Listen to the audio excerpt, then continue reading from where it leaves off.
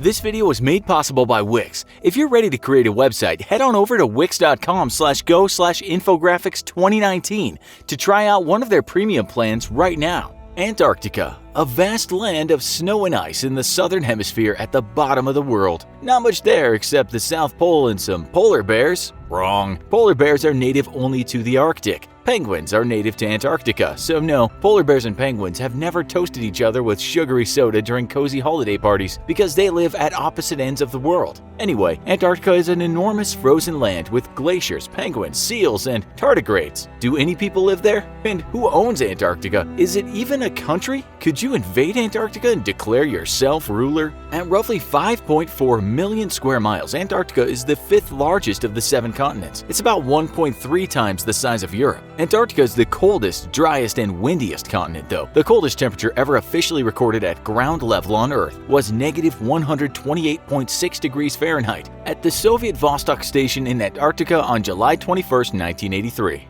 Most of Antarctica is a polar desert with yearly precipitation of only about 8 inches along the coast and even less inland. About 98% of Antarctica is covered by ice. However, on the Antarctic Peninsula and some outlying islands, the rocky soil supports some plant life, mainly grasses, mosses, and lichens. On average, the ice blanketing Antarctica is 1.2 miles or 6,200 feet thick. The continent contains roughly 90% of the world's ice. Locked up in the ice is about 70% of the world's fresh water. If all of the ice in Antarctica were to melt, sea levels would rise about 200 feet. Antarctica is surrounded by the Southern Ocean. It is about 7,813 miles from Florida, the southernmost state of the geographically contiguous U.S. Native to Antarctica are many types of algae, bacteria, plants, and organisms known as protista. About 1,150 species of fungi have also been found in Antarctica. The ocean around the continent teems with plankton, several kinds of fish such as the Antarctic silverfish, and large schools of krill. Antarctic krill is considered the keystone species of the ecosystem of the Southern Ocean and is an important food organism for whales, seals, squid, penguins, and many other animals living in the Antarctic and subantarctic zones. Interestingly, humans are not indigenous to Antarctica. In fact, Antarctica is considered the last region on Earth to have ever been discovered. The continent wasn't known until the early 19th century, though previous sailors who passed near Antarctica, such as Captain Cook, speculated about a landmass in the South Sea. In 1820, a Russian expedition finally sighted the Fimbul ice shelf off of East Antarctica and boom, Antarctica was officially discovered.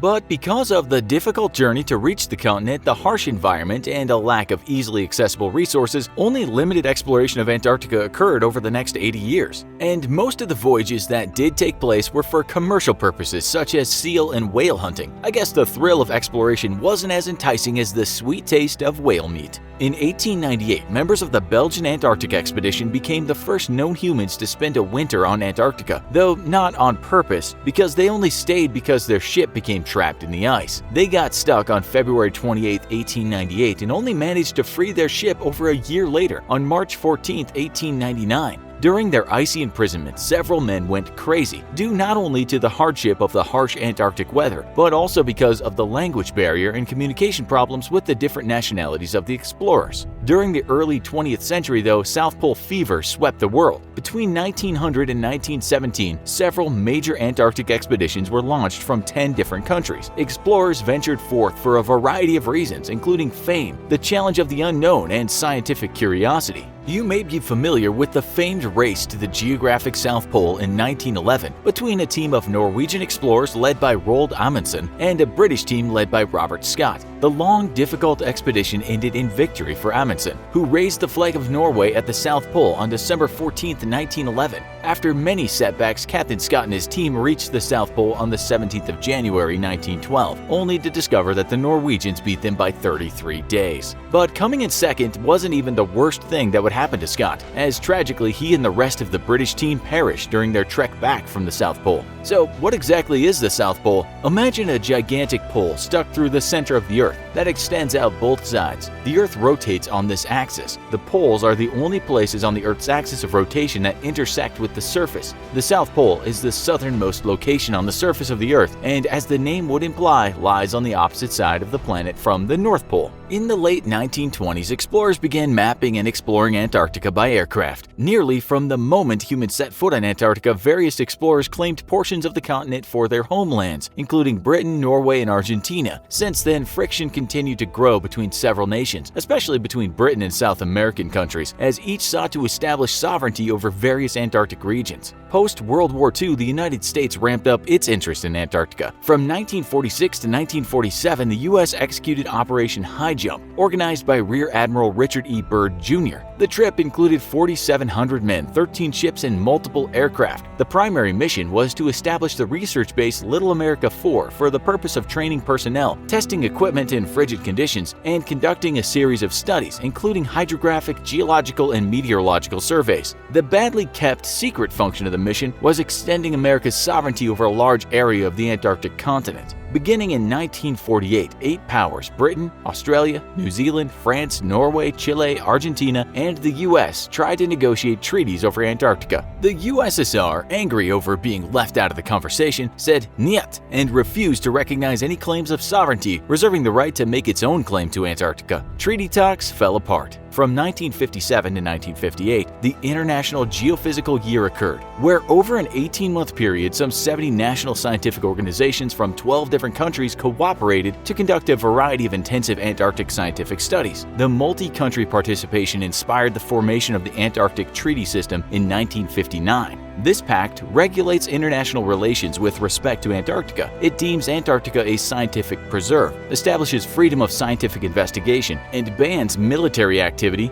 mineral mining, and nuclear waste disposal on the continent. As of 2019, 54 countries have signed on to the Antarctic Treaty. Antarctica is a de facto condominium governed by signatory countries of the Antarctic Treaty that have consulting status, while 7 countries – Argentina, Australia, Chile, France, New Zealand, Norway, and the United Kingdom – have territorial claims to parts of Antarctica. While the treaty is in force, those claims cannot be enhanced or diminished. Some countries signed to the treaty do not recognize territorial claims, and other countries, such as the US and Russia, maintain that they reserve the right to make a claim. Signatories cannot make any new claims while the Antarctic Treaty is in force. Since then, other agreements have been amended to the treaty, including the Protocol on Environmental Protection in 1998. This deal, set to be reviewed in 2048, was reached to place an indefinite ban on mining, further limiting economic development and exploitation in Antarctica. 40-plus countries operate summer season and year-round research stations on the Antarctic continent and nearby islands. Also, some 30 field camps are struck each summer to support specific projects. The population of the research station swells from approximately 1,000 during winter to 5,000 during the summer. Personnel include a variety of scientists, including biologists, geologists, astronomers, and glaciologists. Antarctica has no permanent population. As a result, Antarctica has no citizenship or government. All people present on Antarctica at any given time are citizens or nationals of other countries outside Antarctica. Sorry, those Antarctican dollars you bought at a gift shop are not legal tender, as Antarctica has no official currency either. Each settlement has a different country calling code and currencies, depending on the administering country. At any given time, Antarctica has a population density of between 180 and 900 residents per million square miles, making it the least densely populated continent. The first tourist expedition to Antarctica occurred in 1957. Usually, tourism travel occurs via cruise ship, with voyages focusing on specific scenic locations featuring wildlife. A total of 38,478 tourists were recorded having visited the continent by ship between 2015 and 2016.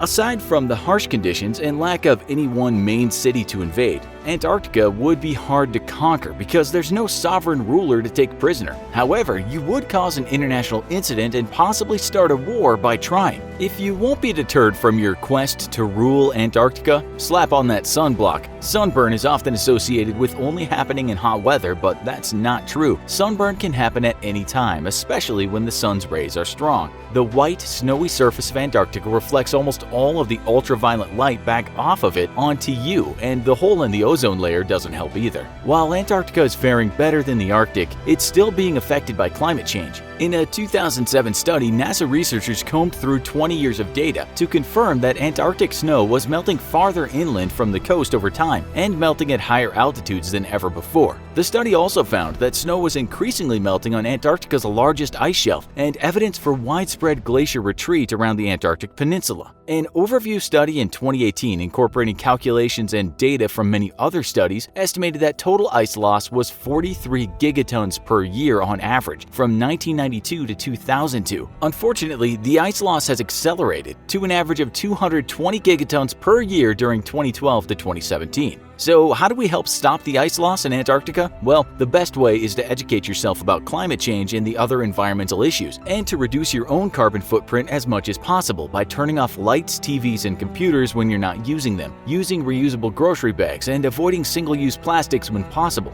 In a sense, we all own Antarctica, so let's all do what we can to make sure it sticks around. Do you have some big ideas on how to save Antarctica?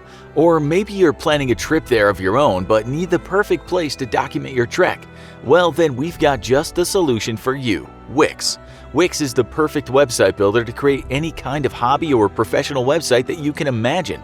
Whether that's a site about your personal Arctic adventure or your Arctic tours company, Wix has a solution for it. And the best part is, you can be a complete beginner at making websites or a total pro. The platform enables you to create whatever you want yourself. Create the amazing website that you've been thinking about and support the infographics show at the same time by going to wix.com/go/infographics2019 or by clicking on the link in the description. Don't wait until it's too late. Get a head start today with the amazing website you deserve.